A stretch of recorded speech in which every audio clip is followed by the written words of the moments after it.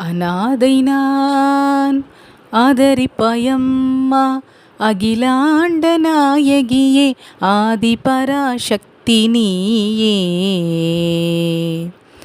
அநாதை நான் ஆதரிப்பாயம்மா, அகிலாண்ட நாயகியே ஆதிபராசக்தி நீயே.